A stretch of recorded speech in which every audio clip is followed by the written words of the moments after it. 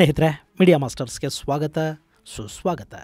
ಗೆಳೆಯರೆ, ರಾಜ್ಯದಲ್ಲಿ ವರುಣನ ಅಬ್ಬರ ಜೋರಾಗಿದೆ. ಜೀವನದಿಗಳೆಲ್ಲ ತುಂಬಿ ಹರಿತಾ ಇದ್ದು ಸಾಕಷ್ಟು ಕಡೆಗಳಲ್ಲಿ ಪ್ರವಾಹದ ಪರಿಸ್ಥಿತಿ ಉಂಟಾಗಿದೆ. ಇನ್ನು ಬಯಲುಸೀಮೆಯ ಜಿಲ್ಲೆಗಳಲ್ಲಿ ನಿರೀಕ್ಷಿತ ಪ್ರಮಾಣದಲ್ಲಿ ಮಳೆಯಾಗಿಲ್ಲ ಅಂತ ಜನ ಹೇಳ್ತಾ ಇದ್ದರೆ 84 ವರ್ಷಗಳ ನಂತರ ಮೊದಲ ಬಾರಿಗೆ ಜೂನ್ ತಿಂಗಳಲ್ಲೇ KRS ಜಲಾಶಯದಿಂದ ತಮಿಳುನಾಡಿಗೆ ನೀರು ಹರಿತಾ ಇದೆ. ಕಬಿನಿಯಿಂದ ಕೂಡ ನೀರನ್ನು ಬಿಡುಗಡೆ ಮಾಡಿರುವುದರಿಂದ ಗಗನಚುಕ್ಕಿ ಭರಚುಕ್ಕಿಯ ಅಬ್ಬರ ಹೆಚ್ಚಾಗಿದೆ. ಇನ್ನು ಬೆಳಗಾವಿ ಭಾಗದಲ್ಲಿ ಕೂಡ ಕೃಷ್ಣೆ ಮತ್ತು ಅದರ ಉಪನದಿಗಳ ಅಬ್ಬರ ಹೆಚ್ಚಾಗ್ತಾ ಇದ್ದು ಚಿಕ್ಕಮಗಳೂರಲ್ಲಿ ಭೂಕುಸಿತದ ಭಯ ಶುರುವಾಗಿದೆ. ಹಾಗಾದರೆ ಮಳೆಯ ಅಬ್ಬರ ಎಲ್ಲೆಲ್ಲಿ, ಯಾವ್ಯಾವ ಭಾಗದಲ್ಲಿ ಮಳೆ ಇನ್ನು ಕಣ್ಣಾಮುಚ್ಚಾಲೆ ಆಡ್ತಾ ಇದೆ ಅನ್ನೋದ್ರ ಬಗ್ಗೆ ಒಂದಷ್ಟು ಮಾಹಿತಿಯನ್ನು ನಾವಿಲ್ಲಿ ನೋಡೋಣ.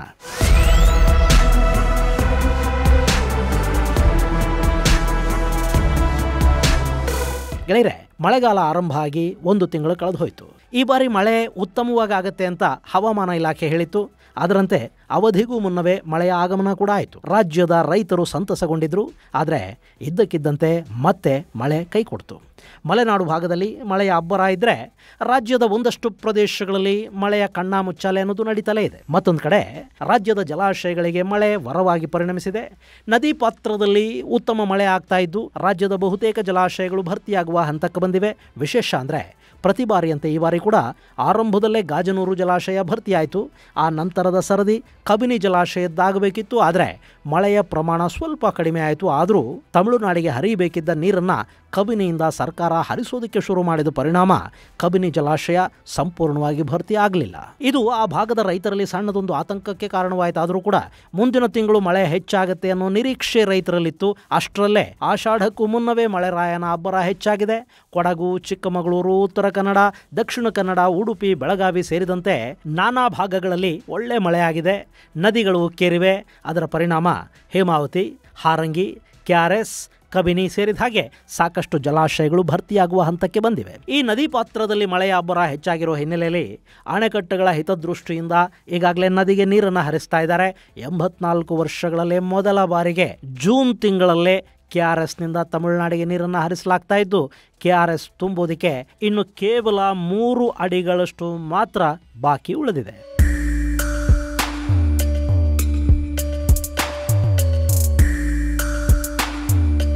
ಹೀಗಾಗಿ ಸದ್ಯಕ್ಕೆ 33,000 ಕ್ಯೂಸೆಕ್ನಷ್ಟು ನೀರನ್ನು ನದಿಗೆ ಹರಿಬಿಡಲಾಗ್ತಾ ಇದ್ದು ನದಿ ಪಾತ್ರದಲ್ಲಿನ ಪ್ರವಾಸಿ ತಾಣಗಳಿಗೆ ಬರಬೇಡಿ ಅಂತ ಜನರಿಗೆ ತಿಳಿಸಲಾಗ್ತಾ ಇದೆ. ಅಲ್ಲಿಗೆ ಪ್ರವಾಸಿಗಳನ್ನ ನಿರ್ಬಂಧಿಸ್ತಾ ಇದ್ದಾರೆ. ಇನ್ನು ಶ್ರೀರಂಗಪಟ್ಟಣದ ಸುತ್ತಮುತ್ತಲಿನ ಗ್ರಾಮಗಳಲ್ಲಿ ನದಿಗಿಳಿಬೇಡಿ ಅಂತ ಜನಕ್ಕೆ ಎಚ್ಚರಿಕೆಯನ್ನು ಕೊಡಲಾಗಿದೆ.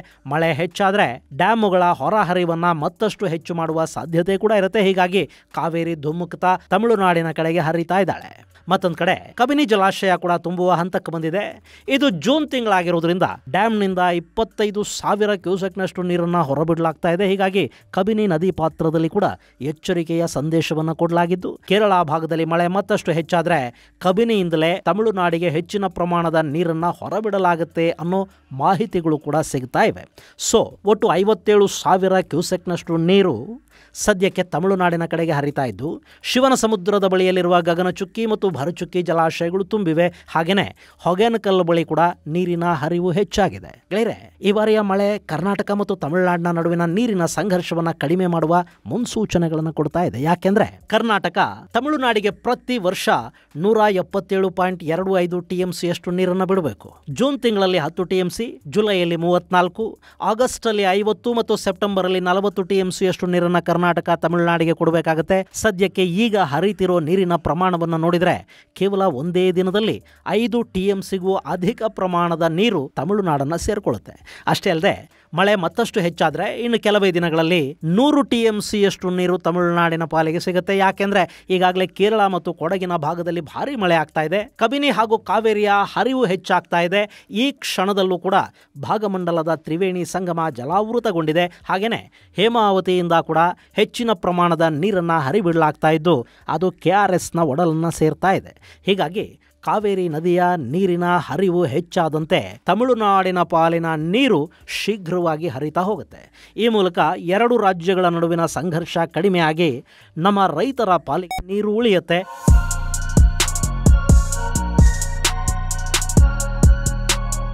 ಗೆಳೆಯರೆ, ಹೀಗೆ ಉತ್ತಮ ಮಳೆಯಾಗಿ ನಮ್ಮ KRS ತುಂಬುತ್ತಲ್ಲ, ಇಂಥ ಸಂದರ್ಭಗಳಲ್ಲಿ ಮೇಕೆದಾಟು ಸಮಾನಾಂತರ ಅಣೆಕಟ್ಟೊಂದು ಇದ್ದಿದ್ದೇ ಆದಲ್ಲಿ ಅದು ತುಂಬಾ ಉಪಯುಕ್ತ ಆಗ್ತಾ ಇತ್ತು ಅನ್ನೋದು ಸಾಕಷ್ಟು ಜನರ ಅಭಿಪ್ರಾಯ. ಆದ್ರೆ ತಮಿಳುನಾಡು ಅದಕ್ಕೆ ಅವಕಾಶವನ್ನು ಕೊಡ್ತಾ ಇಲ್ಲ. ಇನ್ನು ಕರ್ನಾಟಕದಲ್ಲಿ ಈಗ ಆಳ್ವಿಕೆಯನ್ನ ಮಾಡ್ತಾ ಇರೋ ಕಾಂಗ್ರೆಸ್ ಪಕ್ಷ ತಮಿಳುನಾಡಿನ ಆಡಳಿತಾರೂಢ DMKಗೆ ಮಿತ್ರ ಪಕ್ಷ ಆಗಿದ್ರೂ ಕೂಡ ಇವರು ಮೇಕೆ ದಾಟಿಸೋದಿಕ್ಕೆ ಅವರು ಒಪ್ಪಿಗೆಯನ್ನು ಕೊಡ್ತಾ ಇಲ್ಲ. ಸೊ ಅಲ್ಲಿ ಡ್ಯಾಮ್ ಕಾಮಗಾರಿ ಕೇವಲ ಬಾಯಿ ಮಾತಿಗಷ್ಟೇ ಸೀಮಿತ ಆಗಿದೆ. ಮತ್ತೊಂದು ಕಡೆ ಚಿಕ್ಕಮಗಳೂರಲ್ಲಿ ವರುಣನ ಅಬ್ಬರ ಹೆಚ್ಚಾಗಿದೆ. ಕೊಪ್ಪ ತಾಲೂಕಲ್ಲಿ ಗುಡ್ಡ ಕುಸಿತದ ಆತಂಕ ಇದ್ದು ಸಾಕಷ್ಟು ಕಡೆಗಳಲ್ಲಿ ಮರಗಳು, ವಿದ್ಯುತ್ ಕಂಬಗಳು ಧರೆಗೆ ಉರುಳಿವೆ. ಕಳಸ, ಕುದುರೆಮುಖ, ಆಲ್ದೂರು, ಬಾಳೆಹೊನ್ನೂರು ಸೇರಿದ ಹಾಗೆ ಸಾಕಷ್ಟು ಕಡೆಗಳಲ್ಲಿ ಧಾರಾಕಾರ ಮಳೆ ಕೂಡ ಆಗಿದೆ. ಇದರ ಜೊತೆಗೆ ಉತ್ತರ ಕನ್ನಡ, ದಕ್ಷಿಣ ಕನ್ನಡ ಹಾಗೂ ಉಡುಪಿಗಳಲ್ಲಿ ಕೂಡ ಮಳೆಯ ಅಬ್ಬರ ಹೆಚ್ಚಾಗಿದ್ದು ಜೀವನದಿಗಳೆಲ್ಲ ಕೂಡ ಭೋರ್ಗರಿತಾ ಇವೆ. ಇನ್ನು ಮಹಾರಾಷ್ಟ್ರ ಹಾಗೂ ಬೆಳಗಾವಿಯಲ್ಲಿ ಬೀಳ್ತಾ ಇರೋ ಮಳೆಯ ಕಾರಣದಿಂದ ಕೃಷ್ಣಾ ಮತ್ತು ಅದರ ಉಪನದಿಗಳೆಲ್ಲ ಮೈದುಂಬಿವೆ. ಸಾಕಷ್ಟು ಕಡೆಗಳಲ್ಲಿ ನದಿ ನೀರು ಹೊಲಗಳಿಗೆ ನುಗ್ಗಿದ್ದು ಮಲಪ್ರಭೆಯ ಅಬ್ಬರಕ್ಕೆ ದೇವಾಲಯಗಳು ಕೂಡ ಮುಳುಗುತ್ತಾ ಇವೆ. ಹಾಗೆಯೇ ಖಾನಾಪುರ ಭಾಗದಲ್ಲಿ ಹಾಲಾತ್ರಿ ಹಳ್ಳ ತುಂಬಿ ಹರಿತಾ ಇದೆ. ಗೋವಾಗೆ ಸಂಪರ್ಕ ಕಲ್ಪಿಸುವ ರಸ್ತೆಯಲ್ಲಿ ಸಾಕಷ್ಟು ಸಮಸ್ಯೆಗಳು ಉಂಟಾಗ್ತಾ ಇವೆ. ಕೃಷ್ಣಾ ನದಿಯಲ್ಲಿನ ನೀರಿನ ಮಟ್ಟ ದಿನದಿಂದ ದಿನಕ್ಕೆ ಹೆಚ್ಚಾಗ್ತಾ ಇದೆ. ನಾರಾಯಣಪುರದ ಬಸವಸಾಗರ ಅಣೆಕಟ್ಟು 15 ವರ್ಷಗಳಲ್ಲೇ ಮೊದಲ ಬಾರಿಗೆ ಜೂನ್ ತಿಂಗಳಲ್ಲೇ ತುಂಬಿದೆ. ಕೃಷ್ಣಾ ನದಿಯಲ್ಲಿ 1,00,000 ಕ್ಯೂಸೆಕ್ಗೂ ಅಧಿಕ ಪ್ರಮಾಣದ ನೀರು ಹರಿದು ಬರ್ತಾ ಇದ್ದು ನದಿಗಳಲ್ಲಿನ ನೀರಿನ ಮಟ್ಟ 4 ಅಡಿಗಳಷ್ಟು ಏರಿಕೆಯಾಗಿದೆ. ವೇದಗಂಗಾ, ದೂದ್ಗಂಗಾ ನದಿಗಳು ಕೂಡ ತುಂಬಿ ಹರಿತಾ ಇವೆ.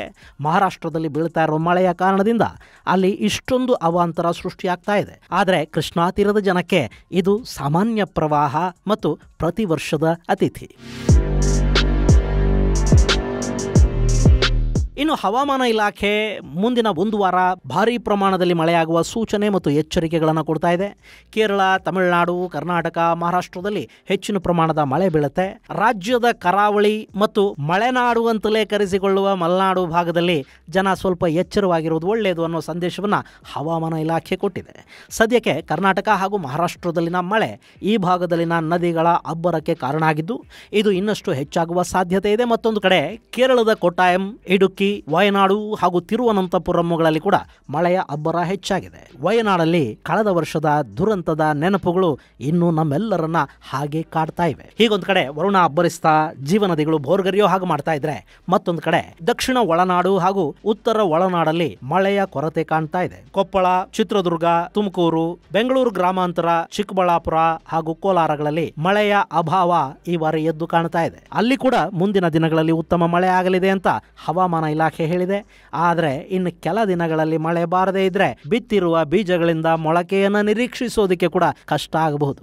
ಈ ಪ್ರದೇಶದಲ್ಲಿ ಜೂನ್ ಮೊದಲ ಭಾಗದಲ್ಲಿ ಉತ್ತಮ ಮಳೆ ಸುರಿದಿದೆ. ಆದರೆ ಆ ನಂತರದಲ್ಲಿ ಮಳೆ ಕೈಕೊಟ್ಟಿದ್ದು ಆದಷ್ಟು ಬೇಗ ಮಳೆ ಆಗಲಿ ಅಂತ ರೈತರು ಆಕಾಶದತ್ತ ಮುಖ ಮಾಡಿದ್ದಾರೆ.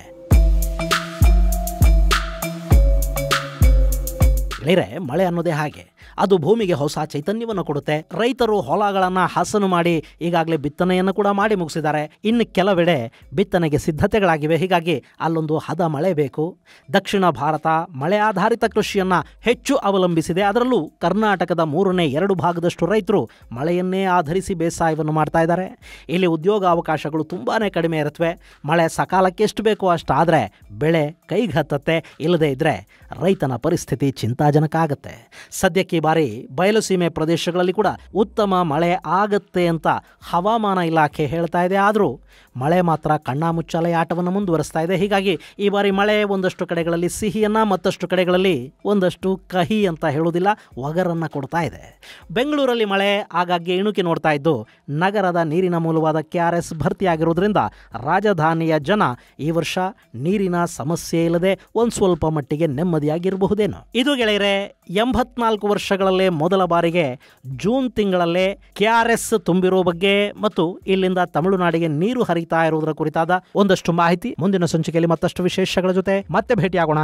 ಅಲ್ಲಿವರೆಗೆ ಜೈ ಹಿಂದ್, ಜೈ ಕರ್ನಾಟಕ.